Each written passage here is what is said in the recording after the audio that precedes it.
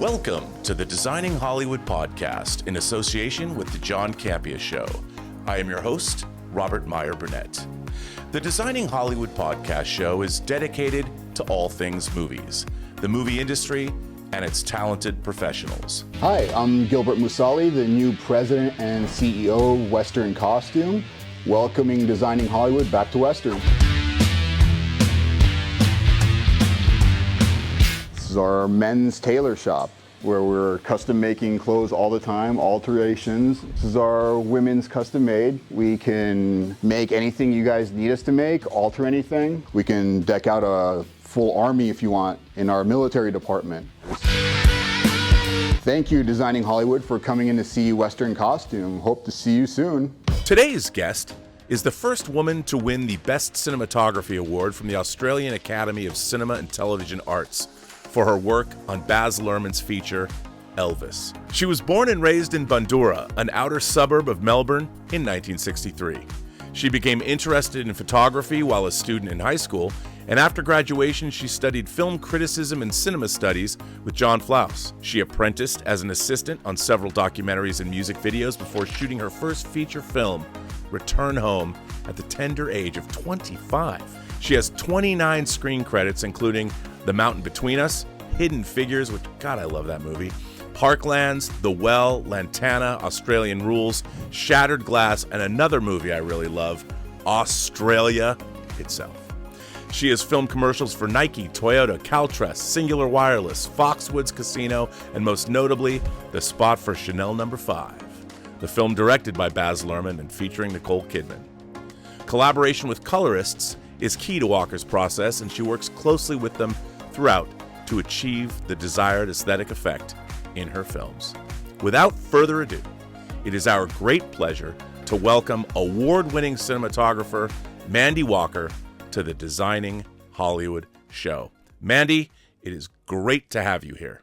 Thanks, Rob. Happy to be here. It's so great to have you here. You know, I was telling you before we recorded, I grew up, you know, I was a young man, but I was seeing Australian films. Like I saw Picnic at Hanging Rock in the theater when it first came out, probably a year after it was released in Australia, which is how I learned who Peter Weir was. When I was in the 8th grade, I showed his movie, The Last Wave, which deals with the Aboriginal Dreamtime, to my 8th grade anthropology class, and all the kids hated me.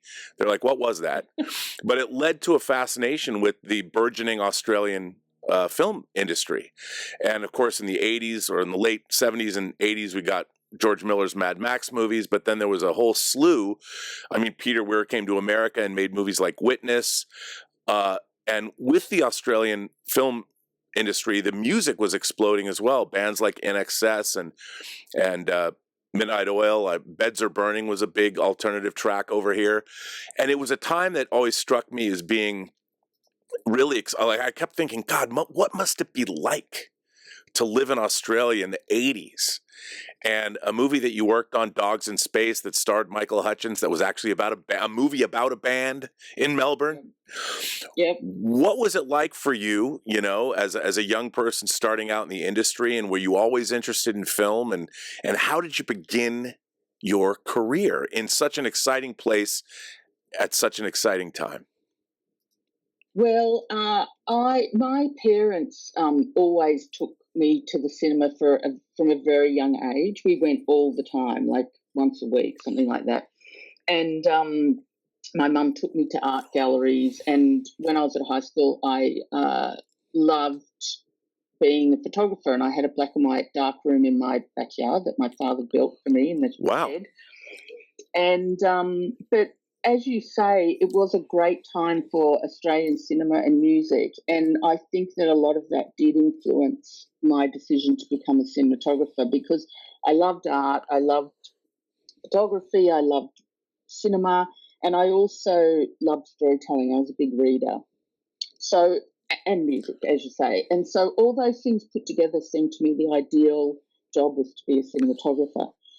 And I did start at university and left during my first year because I got a job on a movie as a runner, a film called Dusty. Driving the film stock back and forward from a country town to the lab in Melbourne. And when I was there, I sort of, because I always had a goal of being a cinematographer, and I would talk to a lot of people and say, what's the best path for me to take? Should I go to film school? Should I learn on the job? And in the end, I decided actually to learn on the job, because I was watching I obviously, proceeded to get other films as camera assistant on documentaries and music videos and feature films. And I would watch what was going on and watch how the cinematographer was working to get to understand the process and the relationships on set, which is also very interesting. And yeah, it was just exciting at that time to, like, as you say, I got to shoot music videos myself for In Excess and Midnight Oil and Crowded House and bands like that, and Jimmy Barnes. And, I just found it was, as you say, it was an exciting time in Australia. And also, the other thing I did, which was very brave of me, I have to say, when I was really young, is I did contact a lot of the cinematographers that were working on these projects, such as Peter James and Russell Boyd and Dean Semler and John Seal, who were shooting a lot of the higher profile films in Australia, but also moving into the United States. Yeah, they were all masters. I mean, John Seal, exactly, working with Peter Weir. Yeah, and worked with George Miller. Oh, and so Russell Boyd was also working with Peter Weir and shot Picnic at Hanger Off, one of my favourite Australian films. So, and what was great is, Australia's a small place, but as you're saying, it had a very strong art movement and culture, and all these people were incredibly generous to me and would always give me time and advice. And so that's kind of how I taught myself what to do, is by doing it, because I would start shooting little films myself, and I taught myself how to light from watching other people, but also just to understand what a cinematographer's relationship is with the director, which is the most important, and then other crew members and the art department and the costume department, the makeup department, and now it's more visual effects department is very important in my job. So that sort of understanding the relationships and the dynamics of pre-production and working on set and post-production, I'm really glad I did it that way, actually. Well, there's a lot of talk there's a lot of talk about what was it like for you being a woman in the industry in Australia? Did you have any pushback or anything like that? But it sounds like, because it was a relatively small community, and I keep hearing from people that came up in the Australian industry that it was, if you had interest and you wanted to do something, that people are welcoming, and they show you around, they show you the ropes, which is very kind of different than the United States. It doesn't, because was that an advantage for you, or was it ever a problem? It wasn't easy, and there wasn't many of us, and there was maybe me and one or two others at the time that were attempting to be in the camera department. I got pushback, not so much from my bosses, but from some of the support crew, grip and electrics and things like that. And yeah, I did sometimes had a really hard time, and but I think that being Australian, we're pretty tough, and we sort of have a thick skin. And I really I believed in what I wanted to do, and I was passionate about it, and I knew I could do it. There was no reason why I couldn't do my job. I couldn't lift the cameras and carry them over a field like the guys could do. I could do that, like that was, there was in my mind no restrictions to why I couldn't do that job. So, and then I did have a lot of support from people that were, committed to diversity at the time, even though it was very early days. And as I say, like, those other DPs were really very generous with their time talking to me. Yeah, I mean, you Australians, you're good people. People are not, and there's that can-do spirit. It's like, we got some baling wire and some duct tape. We can get it done. Now, you also really were present. You were working in the industry during the time that we transitioned from photochemical to digital. and you were there that from the very early when the Dogma 95 movement came and they were still shooting on standard definition camcorders and what was that like for you? How did you, I mean, was the changeover that we've seen in Hollywood over the last 25 years? Keanu Reeves did that great documentary about the changeover to digital. What was that like for you to participate in? Because you were there at ground zero, and you were working the entire time that this transition happened. Well, I was one of the cinematographers that decided I wasn't going to change over to digital until I felt like the quality was at least close to on par as film. God bless you. God bless you. I didn't shoot on those camcorders. I mean, occasionally I had to do commercials with that equipment because the production that I was doing or the director wanted to do it, but it was only a commercial. Whereas, and then I thought, well, look, I'll experiment. But on a movie, I remember talking to Baz when we were doing Australia, and we looked at going digital, and we decided that it wasn't ready yet, and so we shot on film. And I shot on film until Alexa came along, actually, the Arri Alexa, and then I felt like this is looking pretty good, and I feel like what I'm seeing at the cinema is pretty similar to what we're shooting on negative. So that's when I decided to move on to it. Yeah, I love that. I love that. You're one of the last holdouts. By the way, Australia I loved Australia. What a great looking movie. I mean, really, there's something about the land. You look at what like Dean Semler did for Road Warrior, pardon me, Mad Max 2 in America was Road Warrior. But seeing those, I mean, I love the beginning of that movie. He changes his aspect ratio. It's a 4x3 box, and then it opens up to the 239 or what 235 at the time, 239 coming out of the blower at the engine, and those wide open, expansive Australian landscapes that only you have there. You made such good use of that in Australia. What a gorgeous, gorgeous film that is. I recommend everybody see it. It's a throwback to an earlier time, but I think it's a great film. And working your way up in the industry, first of all, what were some of the influences?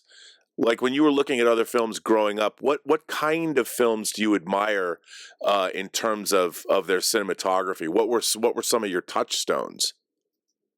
Well, I think as we've already been talking about, some of those Australian films like Picnic at Hanging Rock, Gallipoli, Mad Max, and really all the films of Peter Weir, I have to say. Yeah. And then Cars That Ate Paris. Cars That Ate Paris. Razorback. Russell Mulcahy. Yeah, that's right. Yeah, very rock and roll. And but also, again, from the influence of my parents, we saw a lot of foreign language movies. And so I was looking at European films. I was looking at what was happening in the United States at that time. There was also great cinema happening in the 80s in the United States. To Live and Die in LA and Robbie Mueller. 80s. Yeah, it might have been 90s. But anyway, the Conformist and what's that Gene Hackman film with the anyway, the cinema of that kind of new wave of shooting a little bit sort of less formal and less like old studio pictures. Like there was a freedom that was coming in with the lighting, and it was more naturalistic, and there was handheld, and there was kind of rough and rugged action sequences and things like that.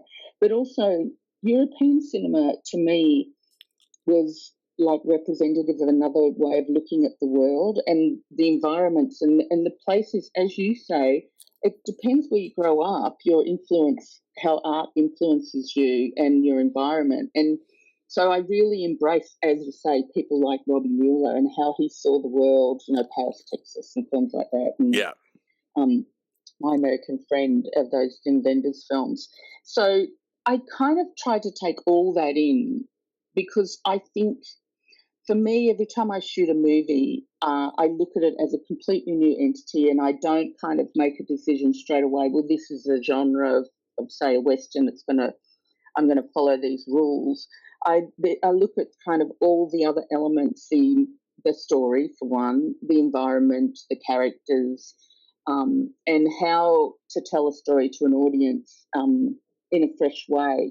So for instance, on Australia, we had influences of and reference of films from the 50s, but we also had the Australian landscape, which is a very important, strong representation of what was going on in that woman's life and and everybody else in the film, actually. For instance, how it's affecting the Indigenous community as well, and the drover. And so I always have to take in those kind of things, and I do spend a lot of time in pre-production, going to locations and getting a feel for it, and speaking with the director about, how they, emotionally they want the audience to feel at this time, and how do I represent that, and how you get a sense of place for an audience. So for me, it's really important. And I'd spend a lot of time in the outback of Australia when I was doing documentaries. So I was very familiar with it. And it's a very spiritual place, I have to say. And there's a feeling about it that you don't have anywhere else, that I haven't anyway. Yeah, I mean, first of all, people that watch this show that know me are going to say, how much were you about to cry when you brought up To Live and Die in L.A., which is a movie I talk about for a long. They were going to release it on 4K and it was delayed a year, but it's one of my favorite films. By the way, it came out on November 1st, 1985. So there you go. It just celebrated its birthday. So we'll dedicate this episode to William Friedkin and Robbie Mueller, and To Live and Die in L.A. But I totally agree with you, and I think that there's also something about the Australian spirit. You've got, there's something that's different than in America. I mean, I recently watched this. There's a great documentary about Ozploitation movies, and there were great movies like Stone, which is a biker gang movie, and a Stunt Rock, even an early Nicole Kidman movie, BMX Bandits. Yes. And so you guys have a great history of making Wake and Fright is another great Australian film. So there was something going on there that, again, I am envious that you were living there in that time because it was so interesting. But then moving forward, all these the cinematographers and the directors moved out and became the most mainstream, and were suddenly on the cutting edge and defining what Hollywood movies look like, which was an amazing time. And you were there for all of that and joined it. Now, I have to ask, I mean, the Red Curtain trilogy, Baz Luhrmann's Red Curtain trilogy, I mean, when he came on the scene, it was Strictly Ballroom. I don't know if that was his first, the Red Curtain trilogy, but when you got to his movies, like, I thought Romeo and Juliet was the Blade Runner of Shakespeare adaptations. Some people might say Richard III with Ian McKellen is, but when I saw Romeo and Juliet, the cinematography, the editing, the frenetic, kinetic, the editing, unbelievable. And as he worked up, and I think the ultimate example of that is what you shot Elvis, and which was just gobsmacking watching that movie in a theater. There were the shots. Now, I have to ask, how did you end up meeting Baz Luhrmann, and how do you start to work with somebody like him and Catherine? I met them on when I was shooting commercials, and they were going to be doing the first Chanel No. 5 commercials. I've done 2 with him now, the Nicole Kidman one, and I'd been working with a production company that were going to work with him on producing it, and they were showing him reels, and he had seen mine, and he, reacted to it positively. We had a meeting, and we straight away started talking about art and photography and the influences that he thought he was going to bring to this project, and we were straight away we had this simpatico. And after that production, he said to me, it was 6 months later or something, he said, I want to talk to you about shooting Australia. And for me, the last film I'd done was a film called Lantana, which I'm also very proud of, with Ray Lawrence's Australian film. And it was a $12 million movie, and Australia was like a $130 million film. So we discussed. He said, "Are you up for it?" And and in my very Aussie way, as you say. I went, yeah, of course I am. I can do that. Of course. Let's go. So, but with Baz, because he's such a visionary, as you say, and he has an individual vision, and he's a trailblazer, and but he's also, when he and Catherine get together and start, like by the time I come on, there's like they've done a lot of, all the historical research has been done, and they've started to place, storytelling in images and concept art. And then they bring me in, we start collaborating on how we do the photography and then we took a lot of stills photos, we went to locations a lot of time. But he's like, he always has a very strong vision in his head of what the movie's going to be. And for something like Elvis, because it was we were making a film that where a lot of the footage that we were replicating exists and people know it, the concerts and the 68 special and the Vegas show. So we studied those really carefully and did a lot of work. One thing about Baz is he's a stickler for pre-production and organisation, and making sure there's a communication with everybody on set. So we all know what we're doing. We've rehearsed it. We do a lot of rehearsals together. And whenever I'm setting up a lighting setup, I'll go and show him. We'll discuss how we're going to shoot things, and we rehearse with our little stills cameras first, and then we rehearse with our cameras, for instance, for that. But that, because that movie had such a strong call out to history, it was really important that we replicated it properly. And like I say, Baz is just the right person to do that because he's a stickler for detail. And also, he would always have a plan and then develop on that plan when we were on location. Do you know what I mean? Like, we would shoot exactly the shots from the shows, from the original footage, and I worked out how to do that with the cameras, and I put a camera in a TV camera.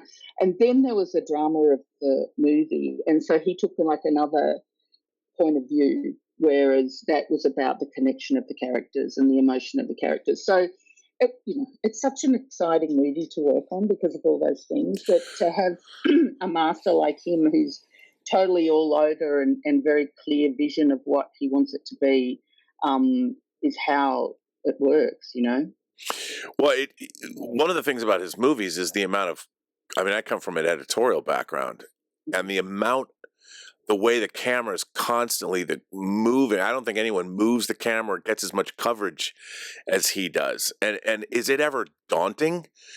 Some of those scenes in these tour de force scenes, I'm like, how many setups were there on these? Like, what was an average day? How many setups would you do for an average day on Elvis? 20 to 30. Oh, that's not bad. Not bad, but we had 3 cameras all the time. Occasionally, when it was a tight space, like in the Vista Liner, the motorhome thing that Elvis had outside MGM. Sometimes we were 2 or 1 in that if we were sort of squashed in a corner. But we had 3 cameras, and when we did the bigger concert sequences, like the Vegas showroom, we had 5, and we had 3 cranes running and a Steadicam But we would rehearse it and we would discuss it and we would plan it. And so everything always works smoothly. And the other thing is that, he and I would have run around with our stills cameras. We had Leicas and we'd run around doing little movies and stuff while Austin was rehearsing and look at angles. And he'd take that into editorial and have a play with it. So it's like he's thinking about it all the time. It's never that we just go out and shoot stuff. It's always planned, and we know the progression. And as you say, there's some very difficult moving shots that were going from one location on a back lot that would then go on to another location on stage. And there was a transition there that we'd have to already plan. And so things like that were already thought out. They were done in pre-visualization. They were set up so the sets actually physically matched each other in terms of their size and their scale, and I'd make sure that the lensing was going to work and the lighting. So yeah, it was a big challenge, but fun and great. And so by the time we're shooting it, we all know what's going on. So it's not like it's a mess of 5 cameras everywhere. Everybody has a planned job there on the day, and knowing what they're doing, and we have like dress rehearsals beforehand with the whole crew. Well, there's even things in there that, like, there was a quick succession of shots where I think he's throwing his arms out and it changes color. It's the same outfit, but it changes color. I mean, I'm sure there was visual effects involved in that, but it's the transitions are absolutely perfect. And was that a combination of visual effects and what you did, or was that just? That was in camera. That was all in camera. Because it's perfect. Yeah. Oh my God. It's preparation. I thought there were little digital tweaking to make. No. I mean, he actually does change outfits. He does change outfits in that sequence. But it's the same outfit in a slightly different. Yeah. I mean, but they're saying when you see that cut together, that's the kind of stuff that I'm like, wow. And there's so much of that in the film. It's so much fun to watch. And I think I've watched that. I have the 4K disc, and I've watched it a lot just because it's so beautifully shot, and like you said, the planning, it'd have to be planned out, because Moulin Rouge, I mean, when I saw Moulin Rouge, I had to throw my hands up and be like, oh my God. And all the going from the typewriter to the whooshing cameras, it was and same with Elvis. I mean, I think Elvis was the pinnacle of that. You were really, I mean, it's funny going from Australia, which as I said, I say throwback only because it felt like a grand epic you would see in the 50s or 60s by design, big romance. But then you get to Elvis and it's like two totally different things, and yet you shot them both. And I mean, kudos to you, because you can do anything. That's what I say when I go for an interview. Hey, I could do anything. But it's about the attitude that I have, that one, I don't want to repeat myself on every movie, because not every movie is the same, and I choose movies because of different genres or different directors, or because I like to have that challenge. The Mountain Between Us I did on a mountain, and we went and took Kate Winslet and Idris Elba up 11,000 feet in a helicopter, and we shot their scenes up there at the top of the mountain. And so working out how to achieve that, and how the logistics of that, and how to get the camera moving in the snow. And so I do like having these new challenges as I go along, rather than, I think if I shot the same kind of thing on every movie, I would get bored with myself. Right. Well, again, I mean, to move away from Baz Luhrmann, you also work with Nikki Caro on Mulan, the live-action Mulan, and I remember seeing her film Whale Rider that I was just knocked out by. And I have to ask, what was it like working on a big, giant Disney live-action epic, doing what you were doing, all the things that you did on that film? Was there when you're working for a studio like Disney, you're adapting a live action, you're making a live action version of an animated series. What is it like working in that kind of an environment, which is the epitome of a studio picture, as opposed to doing more of an indie minded thing? Do you approach things differently? Are there more cooks in the kitchen? Do you have to answer to more people? Does your approach have to be approved by the people upstairs? Not that they would know what they're approving, but what's that like? Well, I've had a great experience. I've just done another movie with Disney, and I've had a great, and Elvis was with Warner Brothers, and Australia was with Fox. I've had really great relationships, and for me, I know that they're paying for the film. It's their movie. They're taking the risk. Sure. So I don't mind that. I think it's important that I communicate as I'm going along. So in pre-production, I try and make it as clear as possible of what my plan is, and how I'm going to achieve that. And working with the director, the two of us will do a presentation at some point to make sure that they're okay, because I have a lot of respect for these people. They've made, great films, and they understand marketing, and much more than me. So I want to make sure that I'm true to, their vision of what they are hiring us for. And for instance, like on Nikki's film, I'd never done battle sequences before. I'd done horse riding and, in Jane Got a Gun, and in Australia, I'd done a lot of horse work. But that to me was, and it was because it was more set in China, there was an element of bringing martial arts into the vision of the battle sequence. So there's like an elegance to it. So it wasn't like a battle sequence you'd shoot for, Saving Private Ryan or something like that. There was a different, and also a woman warrior. So that's something Nikki and I worked on a lot in prep, and we would work with the stunt department as well, and working out our camera angles and how we were going to cover all those sequences that we thought was more elegant and more sort of can't think of a better word than that, but so it wasn't kind of rough and dirty, and I think that was I loved what we did on that movie, and I think that it was appropriate for the story, This, I was just thinking, because you've got an upcoming animated adaptation and Mulan, obviously.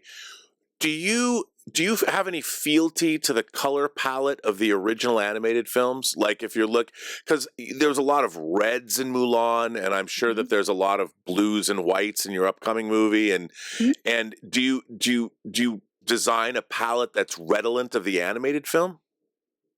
That's a very good question, because Mulan, I did not. Like, we didn't, definitely in terms of my job, I didn't take a lot of reference from the animation. Storytelling, yes. But in the way that I planned what I was going to do, no. And some of the colors were reminiscent, and red is a very important color in Chinese culture. So we had a lot of red, and red was her color, was a color of power. So I would look at it more from that sense rather than the animation. Whereas Snow White, which I've just done, which is not coming out till March, which we're nearly done, I did look at the animation very closely, and the art department and myself and the director and costume and makeup and everybody, the animation was a very important reference to us. I can't talk about any more than that because you have to wait. I wasn't even going to say the name. But no, I mean, I think comparing and contrasting the approaches, it's interesting that you didn't so much look at Mulan, but Snow White, and the original film, the color palette is so unique to that movie, and it's very iconic. You can't not think of the characters without certain colors. So, exactly. Whereas Mulan, it was not such a bold statement, I think, creatively with the animation. It was it was not like historically relevant or anything like that as much as Snow White was. Yeah, no, absolutely. So, I'm curious. We talked about in the introduction about how you work nowadays, and when I was working on behind the scenes on Lord of the Rings, I was covering color grading. They had written proprietary software, and we're talking 2000, and proprietary, brand new, the way you could isolate eyes and bring out highlights, and there were things that, and the way that Andrew Lesnie shot that movie was more neutral, so they knew they were going to put this grade on it. Now you work a lot with color grading and all of that. Take us through the process. I mean, what do these new tools and technologies mean to you as a cinematographer, knowing that you have all of this ability now in post? How has that affected your initial approach to image capture? You're right. It's changed so drastically, because when we first shot film, we were doing photochemical color timing, which was just red, green, blue, and density. And that's all you could do, RGB and density. And so you had to get it right. And there was not a lot of movement in that. So I learnt to be able to expose correctly and not under or overexpose too much, because then I knew I could never get it back to what it is. Whereas now, especially like we're working on digital, you're seeing what you're getting on the day. Right. It's there on the monitor. But my relationship with the colorist, they've become much more of a collaborator. from the get-go. I would go and talk to them in pre-production, and when we find a look that we're going for, and set a LUT, a lookup table where we're manipulating the image to where we want it to be, and we use that as our negative, basically, as our base to shoot everything. And as do you have your own LUTs? Have you created your own LUTs? I always create. Well, I create ones that for each particular show. I think on Elvis we had 3-4 different LUTs, and but that was for that movie. And Mulan, I had a different LUT going, and but what, as you're saying, there's a lot of stuff I can do in post now in the digital intermediate, which is the color timing at the end. The visual effects used to do. So I have now more control, and I also, because I understand how it works, I can say when we're on set, oh, that I can do, or that has to go to VFX if you want that to change, or whatever. But my relationship with them also has gotten, like, it's a completely different relationship that I never had in the beginning. And when I very first started shooting films, if there was visual effects happening at the end on a small movie, I wouldn't really see them, and then I wouldn't see it until the finish. And now I talk to them as soon as I start a movie, and we've talked to the director, and we sit with the art department, and the art department are doing concept drawings for them, and palettes, and the costume designer. And for instance, I now get the costumes to show me, to cut me little bits of fabric, so that I have it in the DI, so I can say, oh, this is actually the colour of this, and this is the intention. But it's become like a very important collaboration between of the visual language of the movie, and it's very exciting, because once you move into all the technical aspects of it, virtual camera and LED walls, and it's not just green screen. So that's an exciting part of my job, I think, that I'm constantly learning, and the technology changes really quickly, and the software changes, and I'm always having to keep up to date with what can do what, and it's always getting better too, I have to say. So, yeah, it's the exciting part of it, of being a cinematographer. One thing about Snow White, I would ask you: did you use the volume? The LED walls? Was that because? Yeah, I didn't know if you did or not. It's interesting because I think you can tell some people, I think the people who use those sparingly, it works best. And when they were like, I think House of the Dragon season 1 used the volume in a very effective manner. Yeah. Because they would go from a wide effect shot of dragons going around to a close up that was on the volume, and then come out they were changing aspect, and it was really effective. A lot of people don't use it well, but because it's new. I agree. It's not the be-all and end-all, and for certain circumstances it's perfect, and others it's not the right thing, as you say. And I really have a lot of respect for people like Greg Fraser, who worked with the production companies and the post companies to develop those and to work out how the crossover happens between the cinematography and the VFX in those situations. So he's somebody who really knows when it works and when it doesn't work. And when to use it. And but I agree with you. And I've done some car commercials with it that was a perfect answer, because you're inside an environment and you're just seeing something out the windows. But yeah, I wouldn't just use it for the sake of it. And it's got to be for the right reasons in the right situation. It's definitely a tool. Now I have to ask you about drones. I think one of the things that you see now, and I think in 20 or 30 years, people are going to look back at how I think drones are overused. We're seeing the same. If I see an overhead shot of a car driving through the forest, looking directly down on the car, I think I'll scream. I'm waiting for someone to do a car chase, and I'm hoping they do it in Australia. Maybe if they do, George Miller, where the drones are green, they're all painted green like green screen, and they're at street level, and you've got the drones flying around all the cars that are chasing each other, but low to the ground, French Connection style. And so you could do these long. But how do you feel about drone technology? Again, it's the same thing. I think, as we say in Australia, it's horses for courses. It's using it in the right situation and not just using it for the sake of it. Because, I've seen I've seen a drone crash, and it was not pretty with a big camera on it, and Oh, nobody got hurt, thankfully.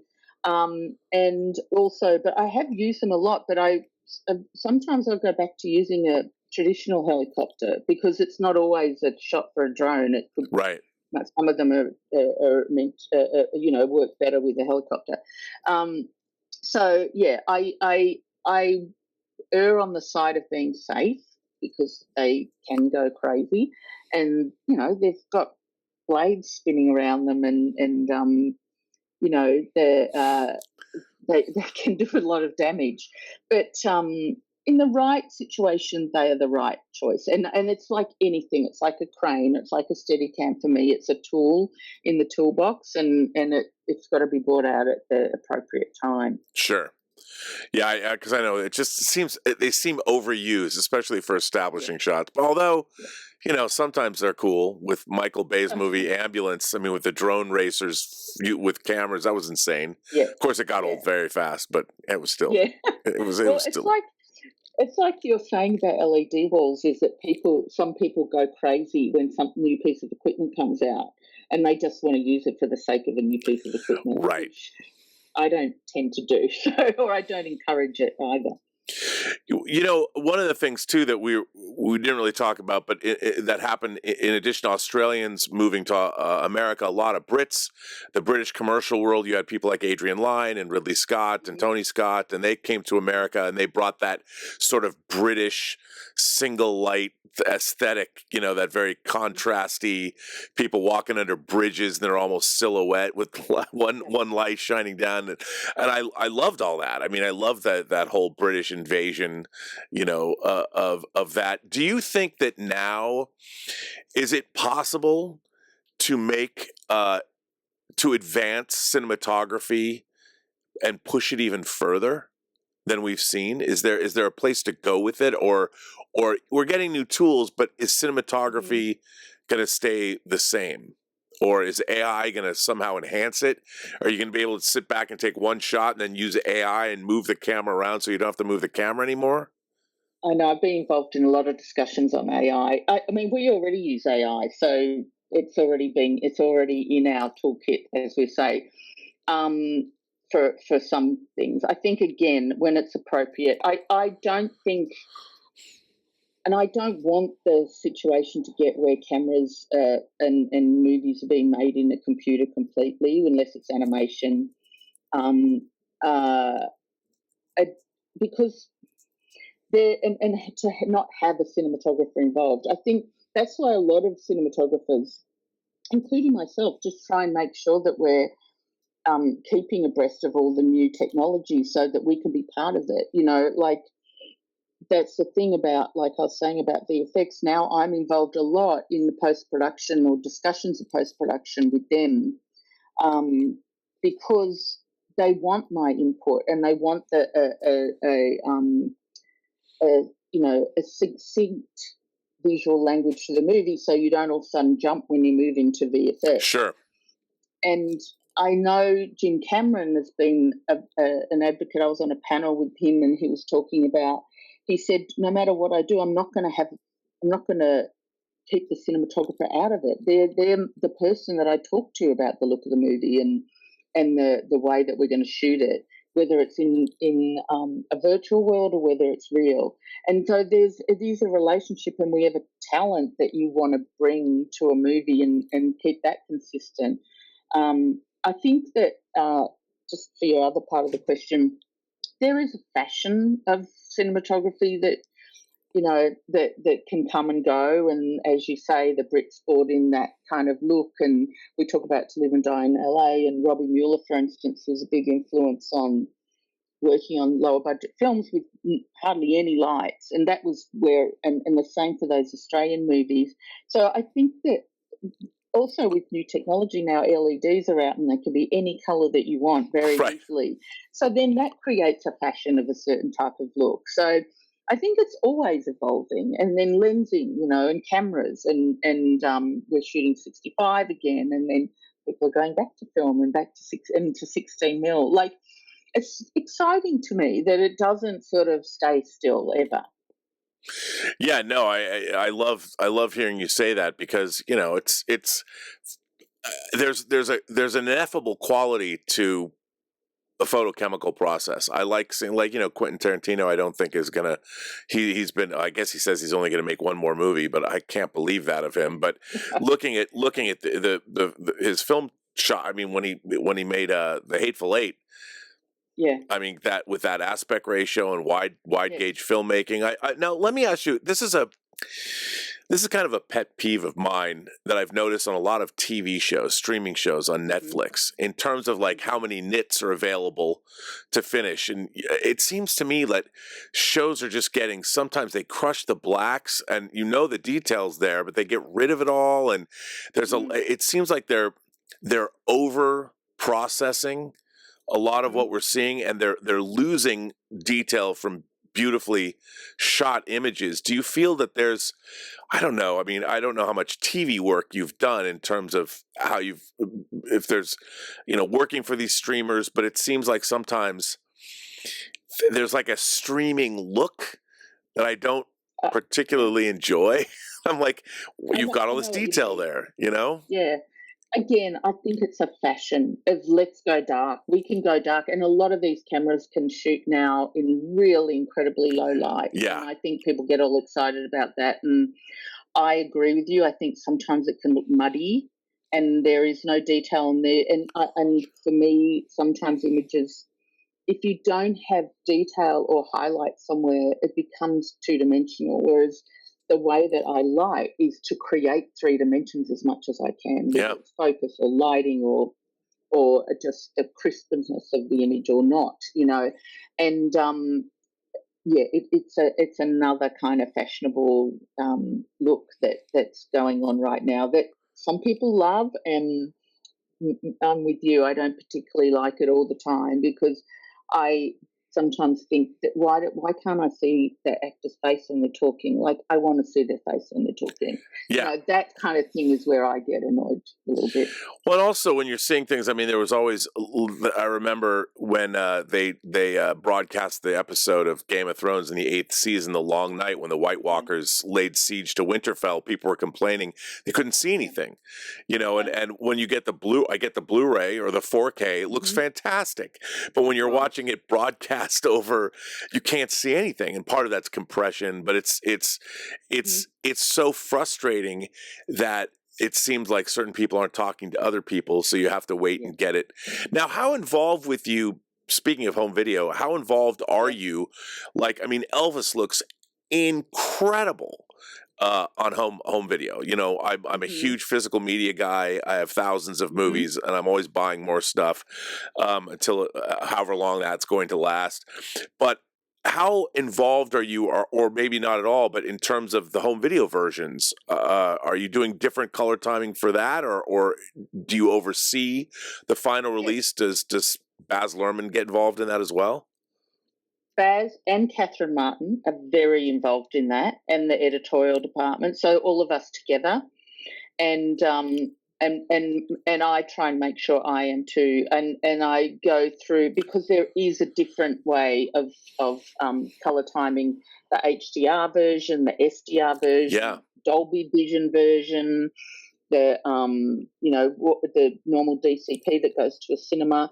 So yes, I'm very involved in that, and I think sometimes, bless you, unfortunately, sometimes cinematographers are on another project, or you don't have somebody looking after it that's available. But definitely I'm involved, because it's a shame that happens, and it does happen with the different formats really easily, actually. And when I was working with a colorist, Ivan Lucas at Company 3, he now has he said, I've worked it out, Mandy.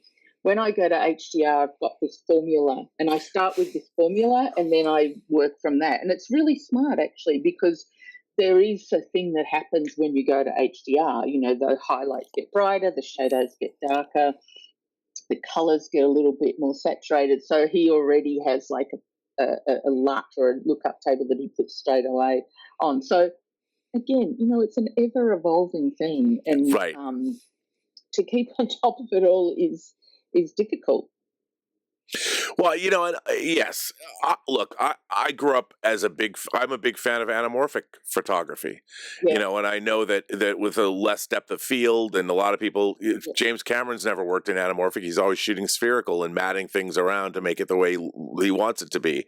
But do you have a preference? I mean, growing up, like I used to love what Dean Cundey did with John Carpenter. He yeah, was John Carpenter started. He tells it himself. His first yeah, movie out of film school is Assault on Precinct 13, and he even makes fun of he was trying to use that widescreen frame, and it's a little stodgy.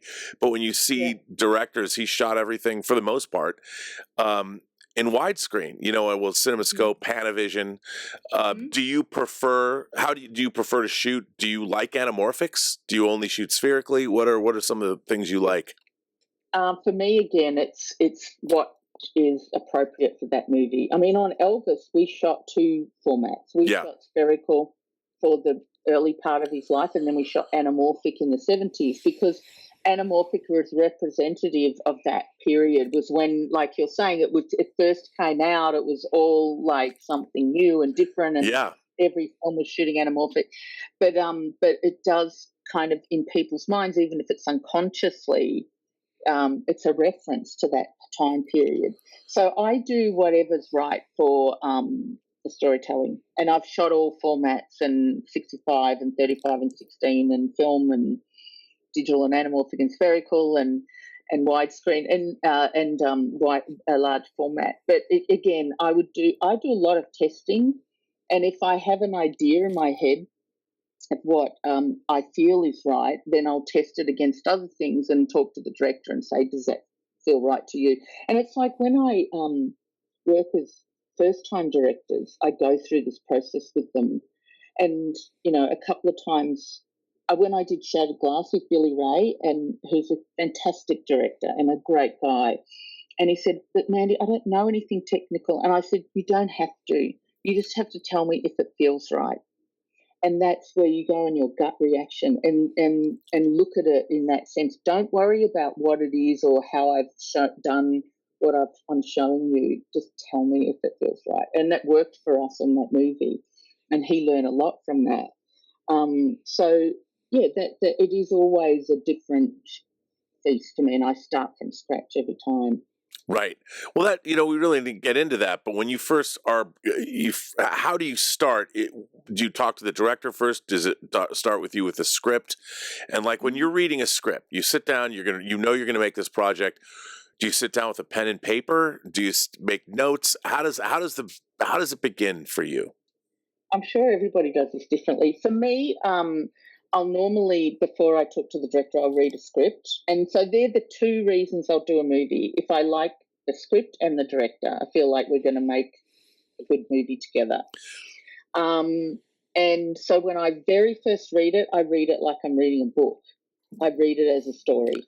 And Right. I don't, it's hard, but I don't kind of start going, oh, wow, we could do that. No, I don't start thinking like that. And then when I talk to the director, because I want to get the story out of their head and then to interpret that. And so, some directors will just tell me about the story and the character journey, and others will say, I've got this idea about, shooting this 65 mil because of this or blah, blah, blah. So I have to kind of work out where they are sitting in terms of how they want to work with me. Some of them have, like, for instance, Baz has a million ideas straight away that you're going to execute, Right. and that's going to be on your plate to achieve, and because he's just so well organized. But some directors will say, well, let's work it out together. Or some will say, I've got no idea, Mandy. You show me something.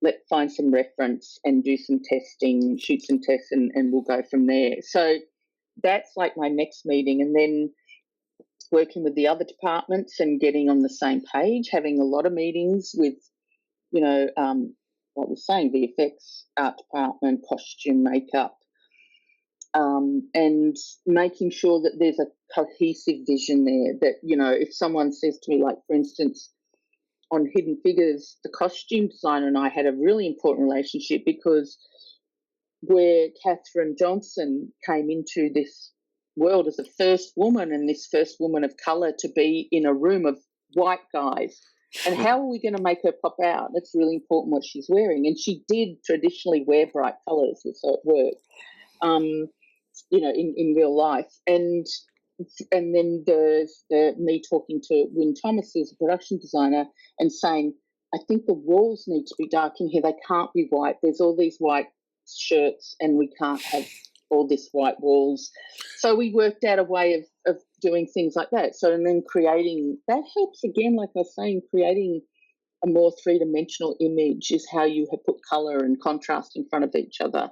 So that's where I start. And I do a lot of tests where I have ideas, or the director will say, I sort of want you to look at this, so I'll go and shoot a test. And it's really important because I love pre-production in that sense, because I don't ever want to turn up on set and not know what I'm doing or not have a plan. And plans change and things get developed, of course, but I like to start from a place where I've got ideas about how it's going to work. And but I also think, if you have for instance, Ted Melfi, when we did Hidden Figures, we had a really tight schedule. And so he and I did a lot of prep in terms of how we thought we were going to shoot every scene. We walked around the sets and we had a plan. And then every so often something would happen, or, the actors would come and rehearse in a different way, and we'd sort of look at each other. But I feel like in my head, if I understand what the scene is trying to say to the audience, I can kind of flip and do it in a different way if something changes. And he would do like a slug line for every scene for me, and sometimes it would just be defeat. And then I knew that this is what he wanted to express. So how do we do that? We had a plan for that, but now she's doing this and this. How do we still tell that story? And I feel like if I understand it emotionally, then I can work that out technically at the time. I should, as a space freak, when I was a kid, Hidden Figures is a great film. You can watch it. You can watch it. There's a movie called The Right Stuff, Philip Kaufman's, or there's a scene in Australia in The Right Stuff. You can watch Hidden Figures and The Right Stuff are a great double feature, because John Glenn's obviously a character in both movies. No, I love Hidden Figures, but that's really interesting. I can't believe this has to be the fastest interview. We've been talking for an hour, and it seems like we've been talking for 10 minutes. I can't believe, but I can't keep you here because I don't want people to get, report back. That guy would never let me leave. But it has been so amazing to speak with you. You do have Snow White coming up. You do know To Live and Die in L.A. You're like one of my new favorite people in the world. Yes, I'll watch it now. The new print of it. I'm going to go and see it. Yeah, Kino Lorber, that 4K. It looks spectacular. I can't wait. And that movie has always looked terrible on home video. It's never looked as good. Yeah. I saw it opening night. 1985, I drove 70 miles from my college to the King Cinema in downtown Seattle, went and saw it. But yeah, it's really interesting to see, especially today, how movies are getting revamped and the color timings, and when there's people that weren't not involved in the production of these things, sometimes they're disappointing. But the technology is amazing, and it's so cool to hear that you're involved in every step of. Because that's how the movies are going to live now. The prints and the things that's how they're going to be seen. Whether it's I watch people watching movies on their phones, and it drives me absolutely berserk. Me too. But I mean, get a home theater, get a 90-inch, get a 100-inch, 105-inch, or better yet, they've got laser projectors now for the home that even now are starting to have Dolby Vision. So it's pretty great, and we're seeing this. So I just it's been a great talking to you, Mandy, and thank you. I really look forward. Do you have something? Snow White's you're in post, I guess, but do you have something after Snow White that you could talk about? Yes, but can't talk about. Are you excited about it? Yeah. All right. I'm always excited about my movies. It's great, and what a great career you've had, and what a great time to have been in the industry. No, I'm a big fan of your work, and this has been wonderful talking with you, and I hope you come back to the Designing Hollywood show, because Yeah, it's great to, and I'm really curious about Snow White as well. Yeah. I worked for Disney for a number of years in the early 2000s doing documentaries about their films and seeing them, Mhm. the live action, the technical innovations that Disney has been doing. I mean, when I saw Jungle Book, Jon Favreau's Jungle Book, I Yeah. was gobsmacked by Christopher Walken as a photorealistic ape singing. I mean, what they're able to do with the technology now is amazing. Yeah. It And is amazing. is there anything I got to ask? If you could make a movie that you haven't made yet, like a Mhm. genre of film, maybe science fiction, what would be your dream project? If you could make anything that you haven't done yet, or maybe it's something you want to do again. James Bond. Oh, That is my dream. So there you go. okay. Gotta ask, who's your favorite Bond, and what's your favorite Bond film? Casino Royale, the new one. Yeah. That was done by Martin Campbell. Martin Campbell, who I've worked with actually, and I have to say I love Daniel Craig as James Bond. All right. I did like Sean Connery too, but I really enjoyed that movie so much, and I thought that was just such a great vision of that. It's time that a Bond film is shot by a female cinematographer. You're going to follow Roger Deakins, though. Skyfall. I talk about the beauty of that. Okay, I think I'm going to start campaigning. Okay, thank Bond you. is in the air. Bond is in the air. So Mandy Walker, I will thank you first for being on the Designing Hollywood show, but secondly, I'm going to start the campaign. I'm going to start on social media. Mandy Walker should shoot Bond 26. Thank you. Thank you very much for being here. Thank you for having me, Rob. A special thank you to founder and executive producer Martika Ibarra, co-founder, costume designer, the legendary Marilyn Vance, and of course, John Campea from the John Campea Show. Thank you to all of our viewers for tuning in, and be sure to subscribe to our YouTube channel. Tune in to the audio version wherever you listen to podcasts. I am, of course, your host, Robert Meyer Burnett, and you can find me on Instagram at rmburnett, or find me on Twitter at BurnettRM, or on YouTube at PostGeekSingularity. Thanks very much. Like, subscribe, and give us your comments. What would you like to see on the channel? Right down below. Thanks very much for watching, and we'll see you on the next episode of Designing Hollywood.